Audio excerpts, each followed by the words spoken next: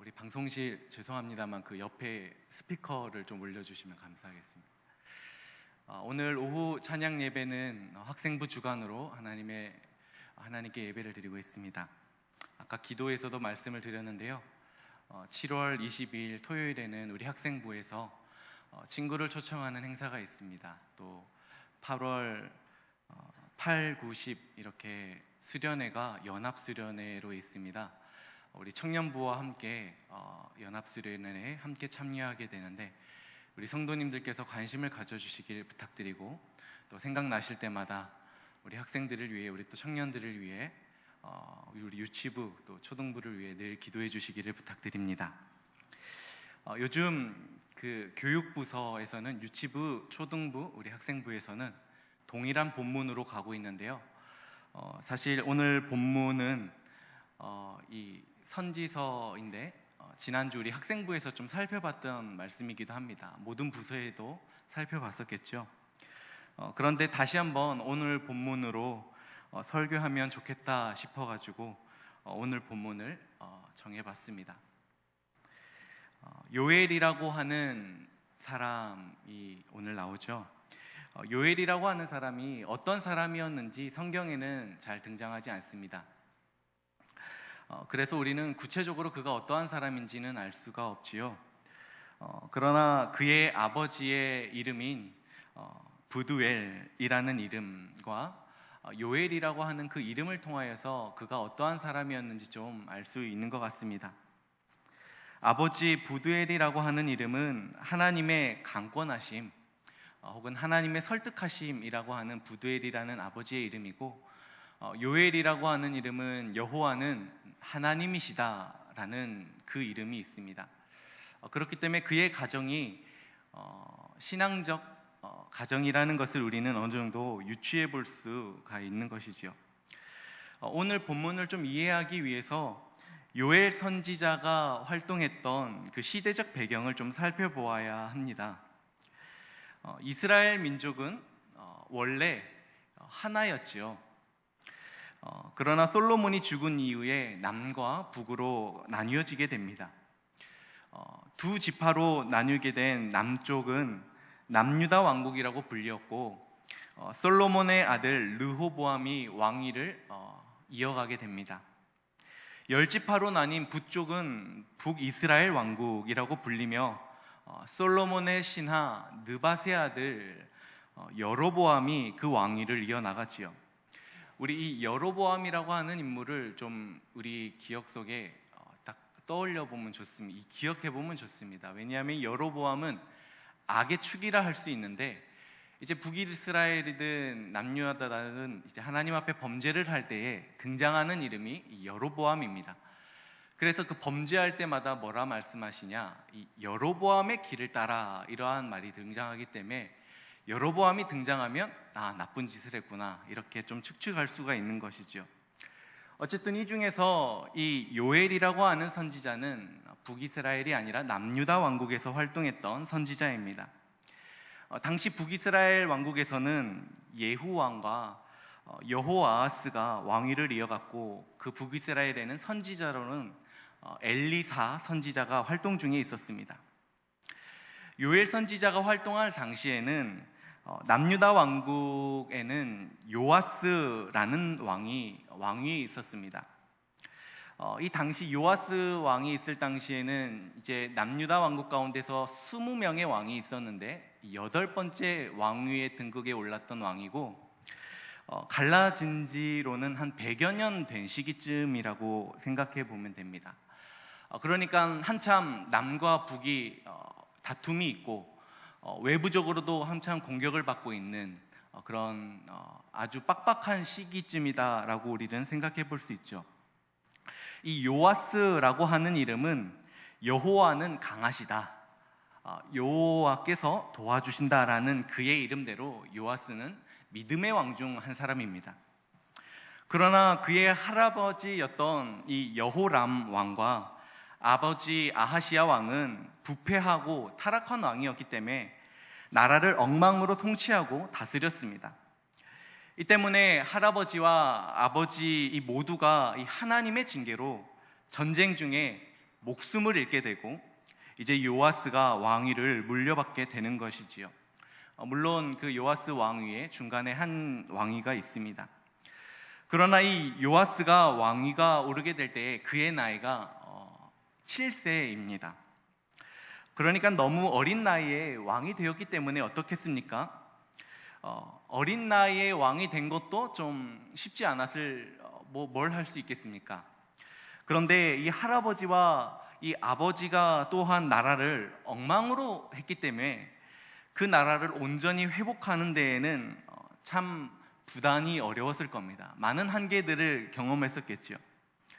할아버지와 아버지가 잘못한 것, 크게 잘못한 것은 그 온 나라를 하나님에게서 떠나게 하는데 앞장섰고 우상숭배로 물들게 한 것입니다. 이 할아버지와 아버지가 앞장서서 우상숭배를 했기 때문에 백성들도 우상숭배 범죄에 깊이 물들여 있었고, 또한 하나님을 믿는 그 신앙이 퇴색해져 가고 있었던 시기에 요아스가 어렵게 왕이 된 것입니다. 그러니까 요아스가 왕이 되었지만 앞뒤 배경을 보면 결코 쉽지 않았다라는 것이지요. 그들이 하나님의 백성이라고 불리고는 있었지만 죄악이 관영한 시대, 하나님을 믿는 신앙이 오히려 조롱받고 또 외면받고 있는 어두운 시대이기 때문입니다. 이때 하나님께서 요엘 선지자를 택하셔서 그 시대의 범죄와 죄악을 과감없이 지적을 하시고 남유다 백성들이 하나님 앞에 얼마나 크게 범죄했는지와 또한 그들을 향한 하나님의 진노와 심판이 얼마나 큰지에 대한 경고의 말씀을 하시는 것이 이 요엘서의 말씀입니다. 요엘서 1장과 2장을 좀 보면 메뚜기 떼로 인하여 경제가 파탄이 납니다. 우리 한국으로 치자면 IMF라고 하는 곧 나라가 멸망할 것 같은, 어떤 나라에게도 우리나라를 당당하게 내세울 수 없을 만큼 비참함과 수모를 겪고 있는 그런 위기 가운데, 왜 그러냐면 그들을 이 땅에는 곡식은 다 말랐습니다. 그 말씀에 보면 밭은 황무하고 토지는 마르고 곡식이 떨어지고 새포도주가 말랐고 기름을 다 갈기갈기 그 메뚜기와 느치와 황충이가 와서 남유다 땅에 있는 모든 것을 갈기갈기 다 먹었기 때문에 그들은 이제 앞길이 도무지 없는 상황인 것이지요. 그런데 참 재미있는 것은 이렇게 고통을 당한 후에도 이들이 깨닫지 못하는 것 같습니다. 깨닫지 못하면 하나님께서 이방 민족의 침략으로 고통받게 하시겠다라고 하십니다. 그런데도 자신들이 잘못을 못 뉘우치면 하나님께 여전히 돌아오지 않게 되면 최후의 방법으로 나라를 멸하게 하시겠다고 하십니다. 나라를 멸하시고 포로로 끌려가게 하시겠다라고 그러한 경고를 내리십니다. 참 무서운 요엘서의 말씀이죠. 그러나 이 요엘서 말씀의 가장 중요한 핵심은 죄에 대한 징계와 심판에 대한 이야기로 끝이 나는 것이 아니라 죄에서 돌이켜 회개해야 한다라는 것입니다. 비록 죄를 많이 지었고 하나님 앞에 크게 범죄했을지라도 회개하며 죄악의 길에서 돌이켜 하나님께로 돌아오면 인자하시고 자비로우신 하나님이 용서해 주시고 넉넉하게 받아주신다라는 것이 요엘서의 핵심 메시지라는 것입니다. 그래서 오늘 본문은 요엘서에서 좀 중요한 본문이라 할 수 있는데, 우리가 읽은 본문부터는 심판과 징계에 대한 이야기만 나오는 것이 아니라 회개하면 하나님이 용서해 주시고 회복해 하신다는 약속들이 등장하기 때문입니다. 더 나아가 하나님께서는 오늘 본문을 통해서 범죄한 이스라엘 백성들이 어떻게 회개해야 하는지에 대한 구체적인 방법까지도 좀 알려주십니다. 무슨 하나님이 회개의 방법까지 알려주시냐라고 의아할 수도 있죠. 근데 우리가 좀 천천히 살펴보면 좋겠습니다. 첫 번째로 2장 12절입니다. 우리 한번 말씀을 다시 한번 읽어보겠습니다. 여호와의 말씀에 너희는 이제라도 금식하고 울며 애통하고 마음을 다하여 내게로 돌아오라 하셨나니. 첫 번째로 금식하고 울며 애통하고 마음을 다하여 하나님께 돌아오라 하십니다. 여기서 금식하라는 것은 어떤 의미가 있을까요? 먹는 것, 입는 것, 그리고 하나님이 주신 것을 가지고 범죄했던 것을 회개하라는 것입니다. 다시 말해 하나님께로부터 받은 수많은 축복들, 오히려 이것을 가지고 세상을 위해 허비했던 것을 뉘우치고 이제부터 하나님이 주신 축복을 본래의 의도대로 합당하게 사용해야 함을 알려주고 계신 것입니다. 또한 울며 애통하라는 것은 자신들의 죄악이 얼마나 심각한지를 깨달으라는 것입니다. 그저 형식적인 눈물, 한순간의 감정적인 애통함으로 끝나지 말고 너희의 죄악의 심각성에 대하여 인식하고 이로 말미암아 슬퍼하고 아파하는 마음으로 회개해야 한다라는 것을 알려주고 계십니다. 두 번째로 금식일을 정하고 성회로 소집하라고 말씀하시지요. 이 이스라엘 백성들이 공식적으로 금식하는 날은 1년에 한 번이었습니다. 속죄일이지요. 그런데 오늘 본문에 보니까 하나님이 친히 금식일을 정하라고 말씀하십니다. 우리 한번 15절을 읽어보면 좋겠습니다. 너희는 시온에서 나팔을 불어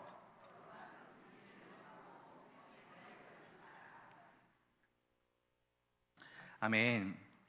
이 말은 이스라엘 백성들이 회개하기 위하여 다 함께 모이라는 말씀입니다. 여기서 시온이라는 말은 남유다 왕국의 수도 예루살렘을 지칭하는 말입니다. 이스라엘 백성들은 6월절이나 이제 중요한 절기가 되면 모두 예루살렘에 다 모이게 되죠. 그리고 그곳에 모여서 하나님의 말씀을 들었습니다. 그러나 지금은 속죄일이나 또한 특별한 절기가 아님에도 불구하고 모든 이들이 예루살렘 성전에 모여 금식하라고 하는 것은 그만큼 남유다 왕국이 처한 그들의 상황이 아주 중대하고 또한 더 이상 하나님께서 어떠한 용서도 베풀 수 없을 만큼 위급한 상황이라는 것을 보여주시는 것이지요. 그러니까 앞서 12절에서 금식하고 울며 애통하라는 말씀은 개인의 삶의 영역 가운데서 하나님 앞에 범죄했던 것을 회개하라라고 하는 개인을 향한 메시지였다면 15절에서 금식을 하고 성회로 모이라는 것은 나라가 부패하고 온 땅이 타락한 것을, 아니 그 땅에 발을 디디고 사는 사람 모두가 타락한 것을 인식하고 온 백성이 다 함께 회개의 자리에 나오라는 공동체를 향한 회개의 메시지라 할 수 있는 것입니다. 그러니까 개개인이 회개하는 자리에서 끝나지 말고 이제 모든 이들이 다 나와 하나님 앞에서 진실되게 회개하는 자리로 나가야 한다라는 것입니다. 이 말씀에서 역시 우리도 자유로울 수가 없는 것이지요. 언제나 교회는 모여서 가장 먼저 이 일을 해야 합니다. 언제나 교회는 하나님 말씀 앞에 이 일을 해야 하는 것이지요. 개인적인 삶의 영역에서 하나님 앞에 범죄했던 것을 회개할 뿐만 아니라 내가 속한 공동체, 우리 교회, 우리 자녀, 우리 가정, 우리 나라, 이 민족이 하나님 앞에 범죄한 것을 놓고 우리 함께 모여 회개의 자리로 나아가야 하는 것입니다. 우리 다음 세대 가운데에 물질적으로 후원하는 것, 관심을 갖고 무엇을 하는 것 대단히 좋습니다. 어린이들이 단순하게 모여서 무엇을 해야 먼저 하겠습니까? 회개하는 법을 가르쳐야 하는 것 같습니다. 지난주 설교를 이 본문으로 우리 학생들에게 했습니다. 학생들에게 물어봤습니다. 회개가 무엇이냐? 회개가 무엇인 것 같니? 너무 어렵지 않냐? 말했습니다. 회개가 무엇인가 물어보니 잘 모르겠다고 말하는 친구들이 대다수였습니다. 아니, 물론 부끄러워서 아무도 대답을 못했는지 모르겠습니다. 그래서 제가 얘기했습니다. 우리가 잘못한 것을 하나님 앞에 인식을 하고 제가 잘못했습니다. 하나님 용서해 주세요 라고, 불쌍히 여겨주세요 라고 말하는 것이 아주 기본적인 회개의 자세다라고 말을 했습니다. 그랬더니 한 친구가 말했습니다. 저 회개한 적이 있는 것 같습니다 라고 이렇게 말을 하더라고요. 그렇습니다. 우리가 우리 가정 가운데에서, 우리 자녀들에게, 우리 교회 가운데서 하나님 앞에 먼저 우리의 잘못된 모습을 인식하고 그것들을 아파하는 마음으로, 애통해하는 마음으로 하나님 앞에 잘못을 아뢰는 것이 가장 먼저 회개의 첫걸음이 아닌가 생각이 되어집니다. 이것이 우리 가정과 우리 교회와 이 나라가 사는 첫 걸음이라 생각이 되어집니다.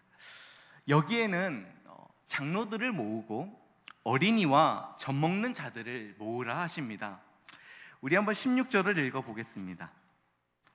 백성들을 모아 그 모임을 거룩하게 하고 장로들을 모으며 어린이와 젖먹는 자들을 모으며 신랑을 그 방에서 나오게 하며 신부도 그 신방에서 나오게 하며. 아멘. 율법에 보면 결혼한 사람은 1년 동안 모든 의무에서 면제가 되죠. 심지어 이 전쟁이 터져도 면제가 되는 것이 이 결혼한 신랑, 결혼한 이들의 이 특권입니다.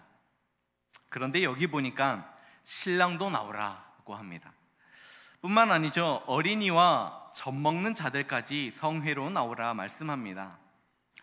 이것은 모든 연령의 사람들, 나이와 신분과 성별에 상관없이 모두가 자신들의 잘못과 민족의 죄를 회개하는 일에 참여해야 한다는 것입니다.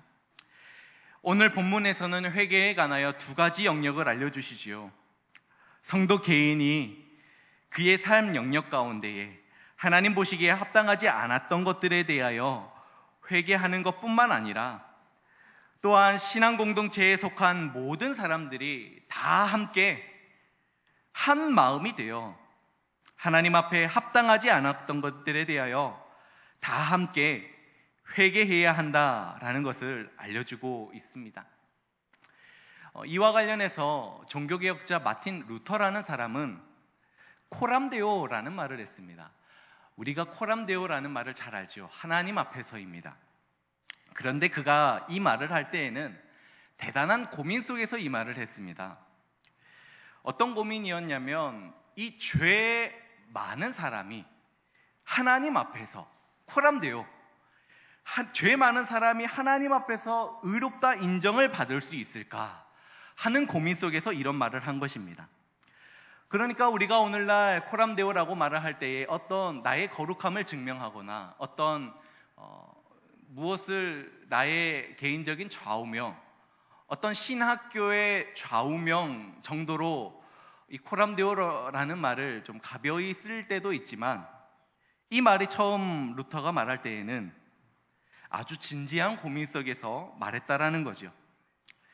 죄 많은 사람이 어떻게 하나님 앞에서, 코람데오, 하나님 앞에서 누구에게도 다 말할 수 없을 만큼 죄로 얼룩진 내가 어떻게 하나님 앞에서 의롭다 인정을 받을 수 있을까? 우리 한번 17절을 읽어보겠습니다. 17절입니다. 시작.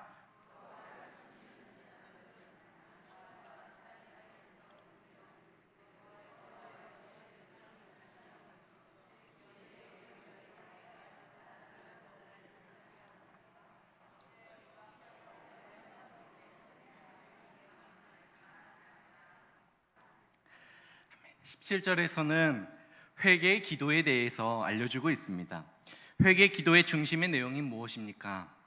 여호와여, 주의 백성을 불쌍히 여기소서. 지금 이렇게 기도를 드릴 때의 배경은 하나님이 어디 있느냐라고 하나님을 믿는 신앙이 오히려 조롱을 받고 외면을 받는 어두운 시대였음을 보게 됩니다.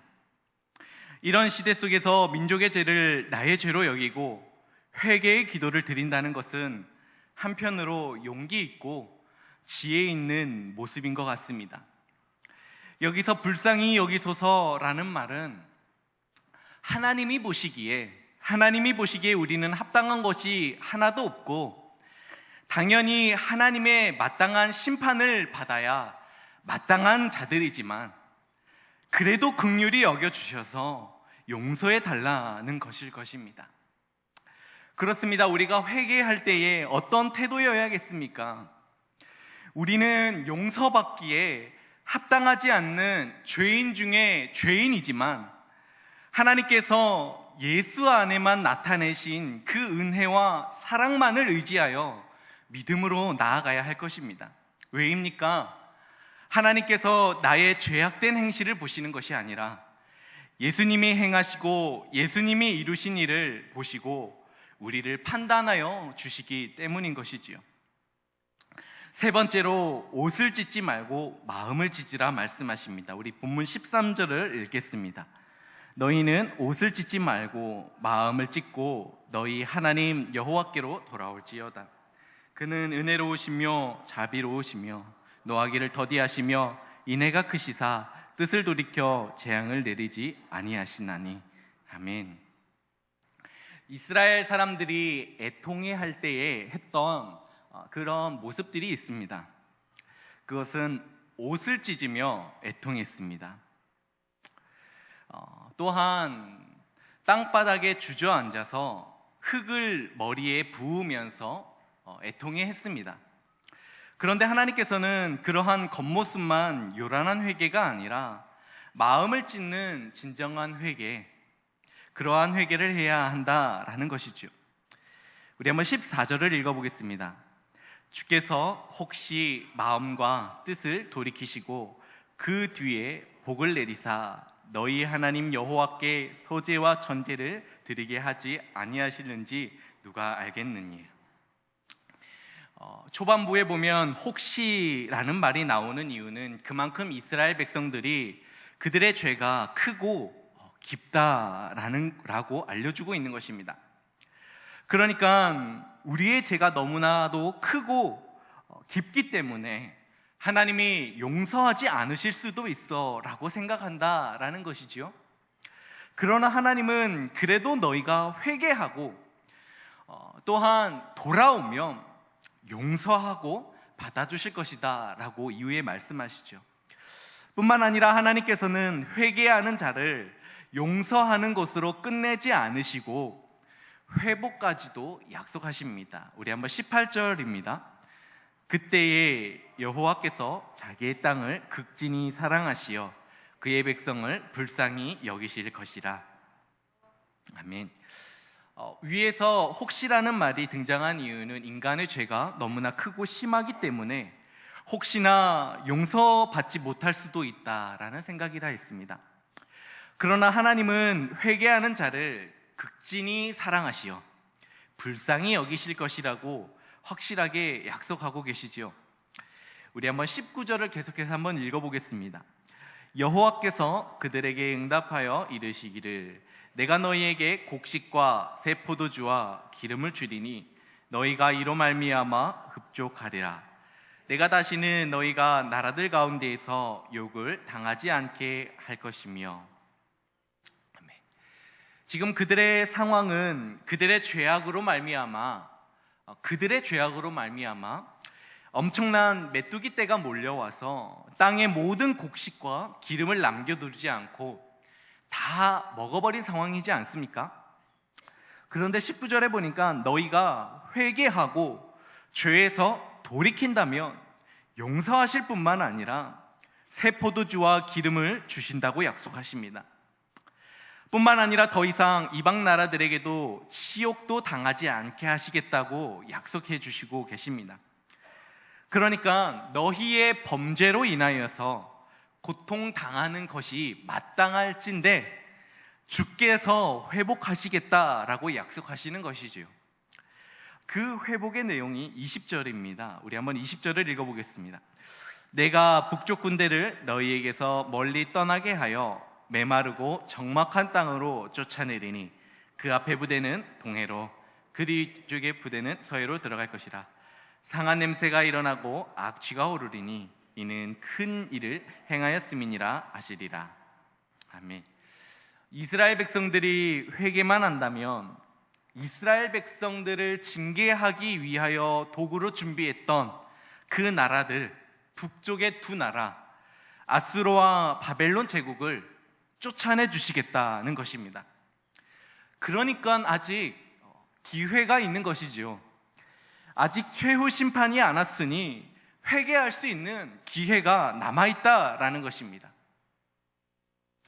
그러니까 우리 하나님께서는 심판과 징계만 이야기하지 않으시고 이제 회개하면 얻게 될 은혜와 축복, 살 길을 알려주시는 것이지요. 하나님은 무조건 앞뒤 가리지 않고 회개해라, 회개 안 하면 죽는다, 이렇게 강압적으로 협박적으로 말씀하시는 것이 아니라 회개하면 어떤 좋은 결과들이 있을지를 함께 알려주시면서 설득을 하고 있는 것 같습니다. 창조주 하나님, 전능하신 하나님은 피조물에 불과한 이들을 향하여, 먼지보다 작은 이들을 향하여 얼마나 세심하고 애틋한 마음으로 대하고 있는지 우리는 여기서 확인할 수 있습니다.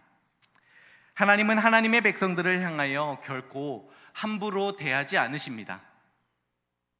심지어 그들이 죄인의 자리에 서 있을 때에도 인격적으로 대하시는 분이 하나님이십니다. 문제는 누구입니까? 사람이지요. 사람이 하나님을 업신이 여기고 하나님을 우습게 여기는 것 아닙니까?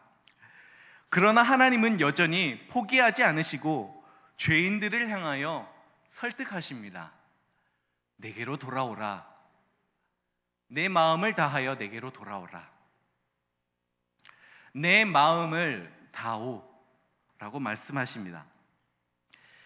요엘 선지자를 통해서 선포하시는 여호와의 날, 이 심판의 날, 이 날은 죄인들을 모두 죽이시겠다라고 하는 하나님의 협박의 메시지가 결코 아닙니다. 여호와의 날에 대한 경고는 우리를 사랑하사 영원한 멸망의 길로 가지 않게 하시겠다라고 하시려는 하나님의 사랑의 메시지입니다. 우리를 포기하지 않으시겠다는 하나님의 사랑의 결심인 것이지요. 우리 본문 13절을 다시 한번 읽어보겠습니다. 너희는 옷을 찢지 말고 마음을 찢고 너희의 하나님 여호와께로 돌아올지어다. 그는 은혜로우시며 자비로우시며 노하기를 더디하시며 이내가 크시사 뜻을 돌이켜 재앙을 내리지 아니하시나니. 아멘. 여기서 보면 우리에게 회개를 촉구하시는 하나님이 어떤 분이신지 자세히 나와 있죠. 그는 은혜로우시며 자비로우시며 노하기를 더디하시며 은혜가 크시사 뜻을 돌이켜 재앙을 내리지 아니하시나니. 이분이 바로 우리가 믿는 하나님이십니다. 오늘 말씀을 통해서 우리는 하나님의 백성을 향한 하나님의 마음이 언제나 사랑이심을 우리는 배울 수 있습니다. 하나님은 계속해서 죄를 짓는 하나님의 백성들을 향해서 기회를 주시고 회개할 시간을 주십니다. 이러한 이유는 하나님께서 원하시는 것은 재앙이 아니라 심판이 아니라 용서요, 사랑이기 때문입니다. 그만큼 저와 여러분이 하나님에게는 소중한 존재요, 포기할 수 없는 존재라고 말씀하시는 것 같습니다. 큰 어려움을 겪게 해서라도, 심지어 나라가 없애게 해서라도, 아니 아파하시는 마음으로 그들을 포로로 보내시기까지 포기할 수 없는 존재가 하나님의 백성이라 하십니다. 하나님은 하나님의 백성들을 영원히 버리거나 포기하지 않으시며, 하나님이 새로운 기회를 주시고 하나님이 회복할 은혜를 주신다라는 이러한 사실은 하나님의 백성들이 우리가 가질 수 있는 유일한 소망이 되어지는 것 같습니다. 그래서 소망은 우리가 갖는 것, 우리의 어떠한 열심으로 생겨지는 소망이 아니라 하나님이 보이시는 소망이고, 하나님이 보이시는 사랑이고, 하나님이 보이시는 은혜인 줄 믿습니다. 그만이 보일 수 있는 것이 소망인 것이지요. 그만이 보일 수 있는 게 사랑이고, 그만이 보일 수 있는 게 은혜인 것 같습니다. 그가 보이신 소망과 사랑과 이 은혜에 우리의 전 인격이 날마다 항복하고 또 항복하고 항복되기를 원합니다. 이렇게 항복되어 이제는 우리의 모습 가운데에 합당하지 못한 모습이 있다면, 아니 우리 자녀들, 우리 가정, 우리 교회 합당하지 못한 모습들이 있다면 그것을 미워하고 애통해하고 마음을 다하여 하나님만 사랑하시는, 하나님의 그 기쁘신 뜻을 헤아리는 우리 모든 성도님들 되어주시기를 주님의 이름으로 축복드립니다. 기도하시겠습니다.